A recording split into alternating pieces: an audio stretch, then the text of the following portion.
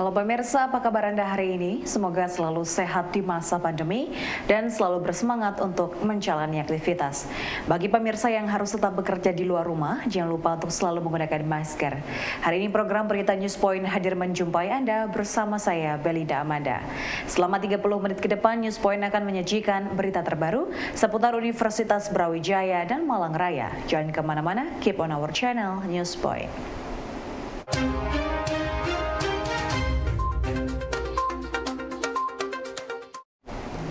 Pemirsa, kualitas dan produktivitas SDM sangat berpengaruh dalam meningkatkan pertumbuhan ekonomi suatu negara.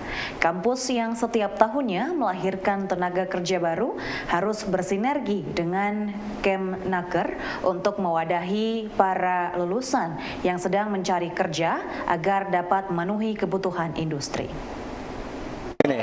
Hari ini kita ada semacam acara yang bertajuk konsolidasi informasi suplai dari pasar kerja. Nah, sebagaimana yang kita ketahui bahwa di dalam pasar kerja itu kan ada dari sisi demand dan supply. Kalau dari sisi supply, artinya dari sisi ketersediaan, terutama adalah yang selama ini memproduksi angkatan kerja. Dan saya yakin kampus adalah salah satu yang memproduksi angkatan kerja.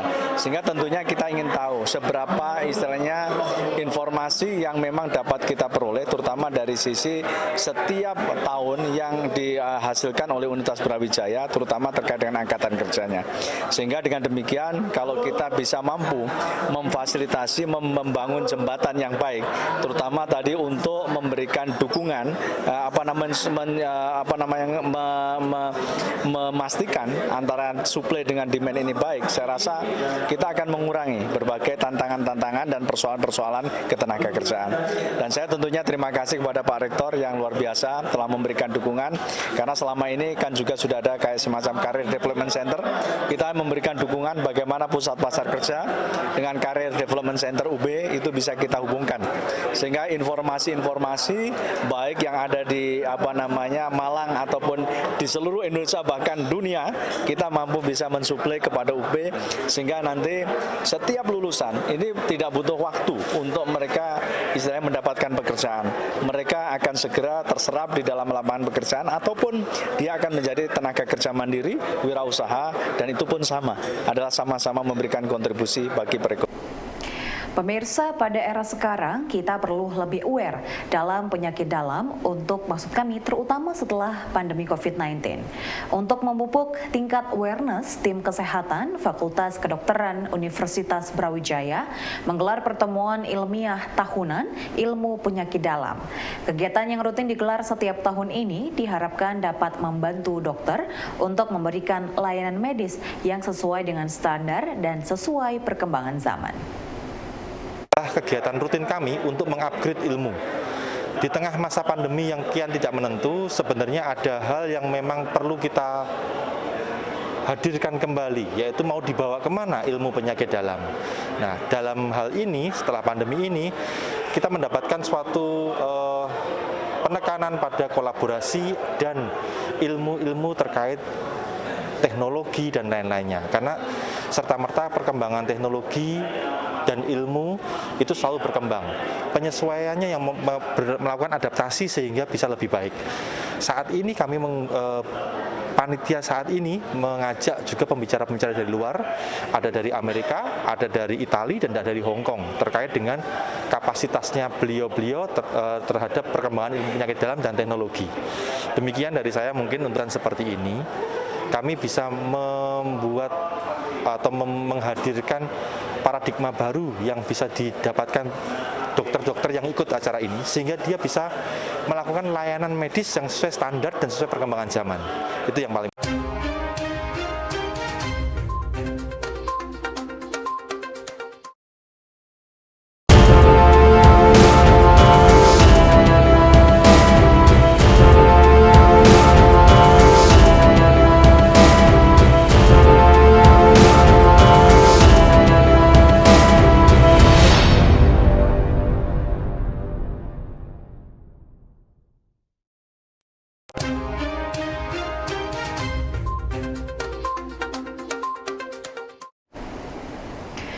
Pemirsa, Departemen Psikologi Universitas Brawijaya terus melakukan dukungan pemberdayaan masyarakat pada kelompok inisiasi Lampion Berdaya kepada warga RW 1 Kampung Lampion, Kecamatan Blimbing, Kota Malang, Jawa Timur.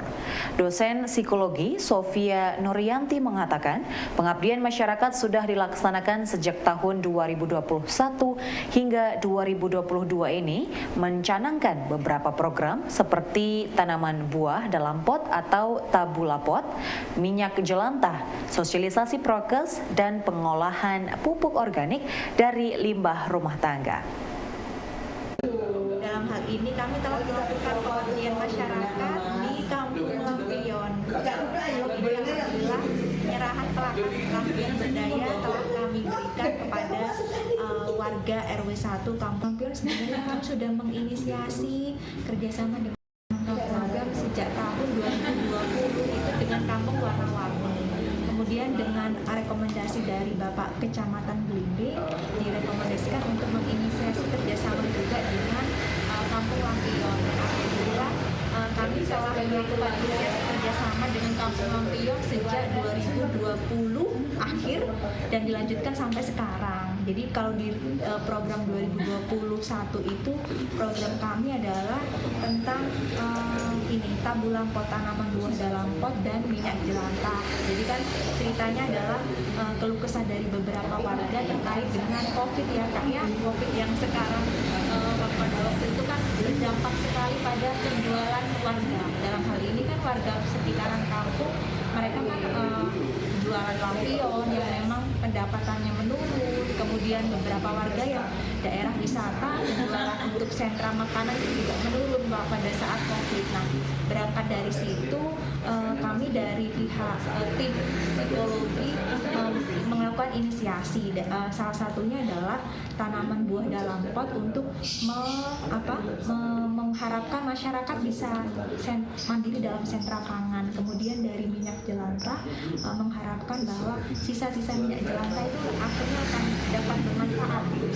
Nah, di tahun 2022 kami melanjutkan kerjasama lagi dengan memanfaatkan sampah limbah dari sisa-sisa makanan rumah tangga yang bisa diolah menjadi pupuk organik cair.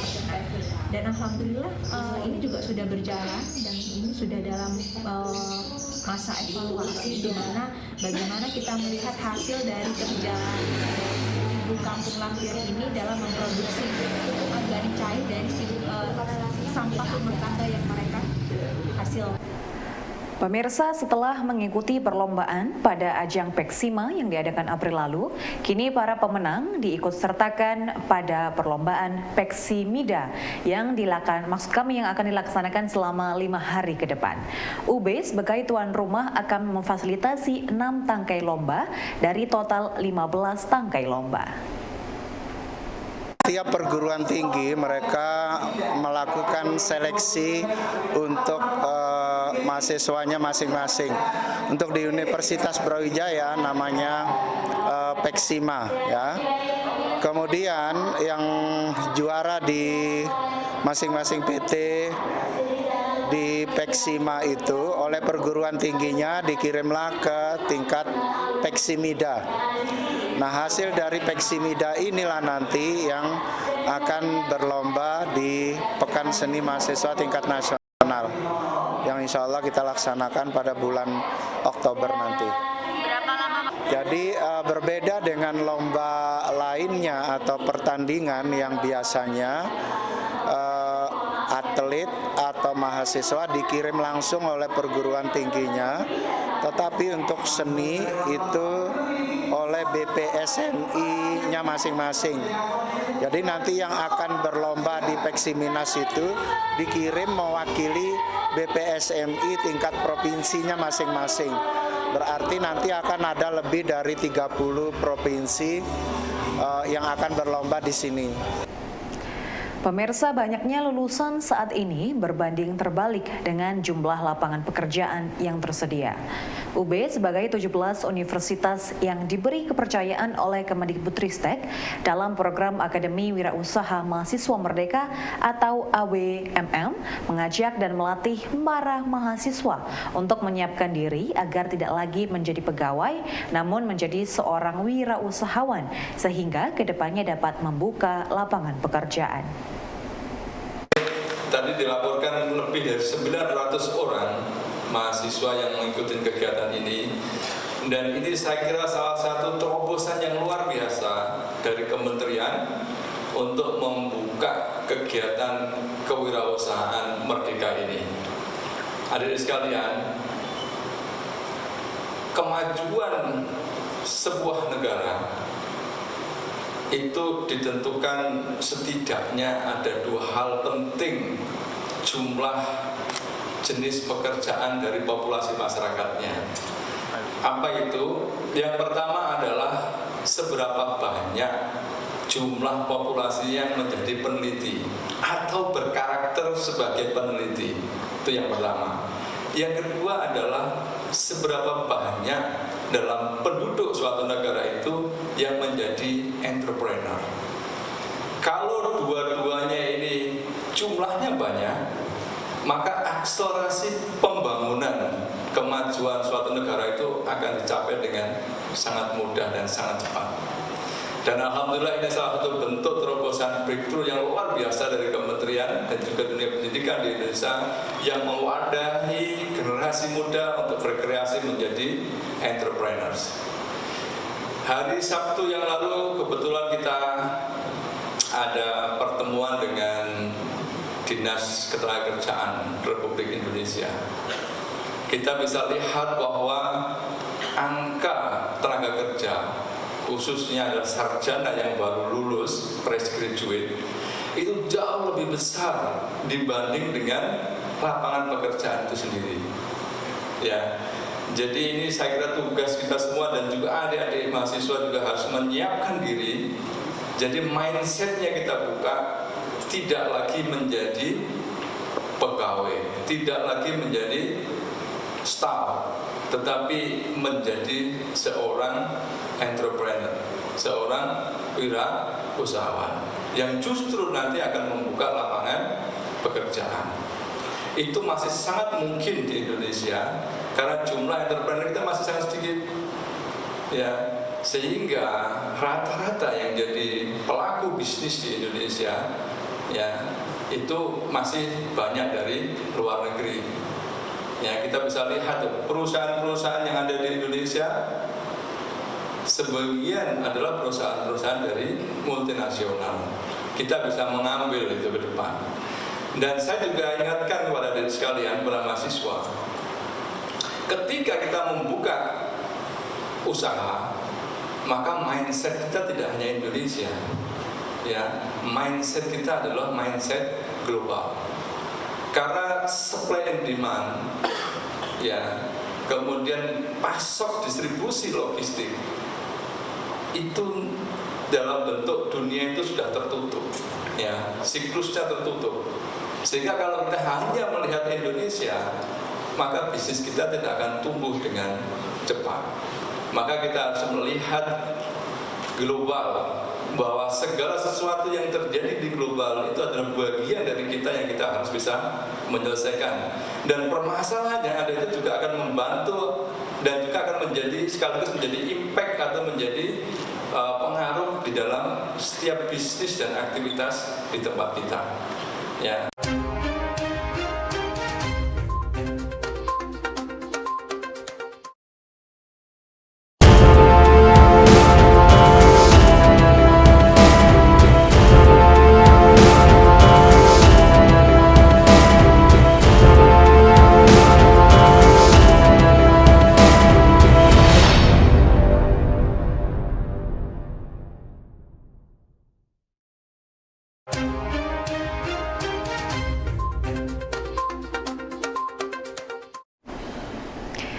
Pemirsa, dalam pengabdian kepada masyarakat di Kampung Lampion, Kota Malang, dosen psikologi Dr. Intan Rahmawati menyatakan kegiatan pengabdian kepada masyarakat di tahun 2022 adalah merupakan kelanjutan kegiatan dari sebelumnya yang hanya berfokus memberikan pemahaman kepada warga RW 01 Kampung Lampion.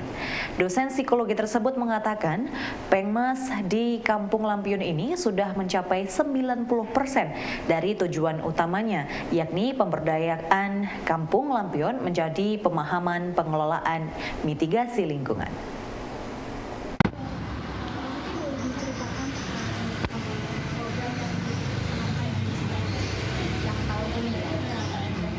Alhamdulillah tahun ini terselenggara kegiatan pengabdian masyarakat mengenai pengolahan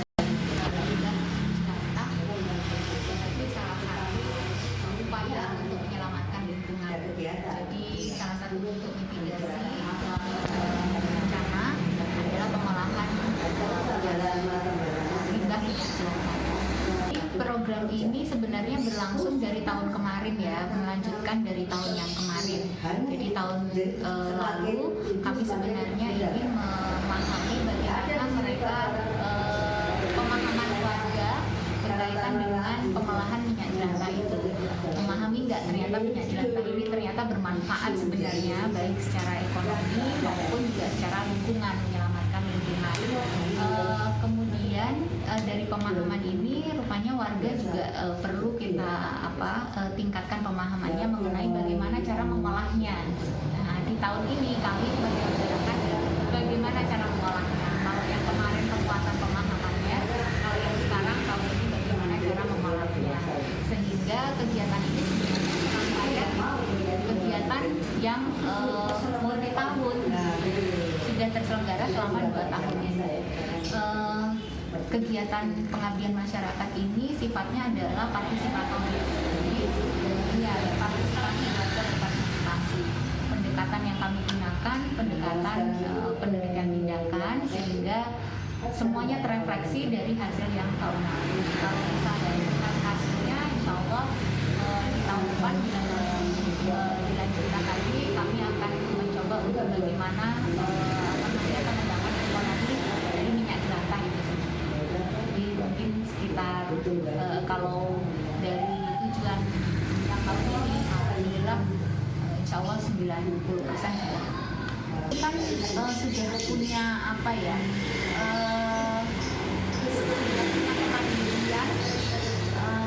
perekonomian warga ya, jadi kayak membuat lampion dan itu diekspor ke mana-mana, dimanfaatkan ke mana-mana gitu kerajinannya.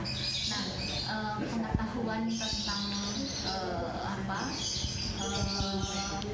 bagaimana mengelola dan mitigasi bencana yang berkaitan dengan lingkungan ini memang perlu diberikan di sini supaya lebih bisa memberdayakan Kampung Lampion yang memang sudah perekonomian Lampion ini ada lagi nih, ada hal baru lagi nih supaya lebih unggul, supaya lebih maju. Pemirsa, pertemuan ilmiah tahunan yang digelar Fakultas Kedokteran Universitas Brawijaya untuk pertama kalinya digelar secara hybrid pasca pandemi COVID-19. Ketua Panitia Acara Dr. Heri Sutanto mengatakan bahwa antusiasme peserta dalam mengikuti kegiatan ini cukup tinggi karena mereka menyadari bahwa penyakit dalam memiliki jangkauan yang cukup luas dan apapun penyakitnya sebenarnya ada kaitannya dengan penyakit dalam.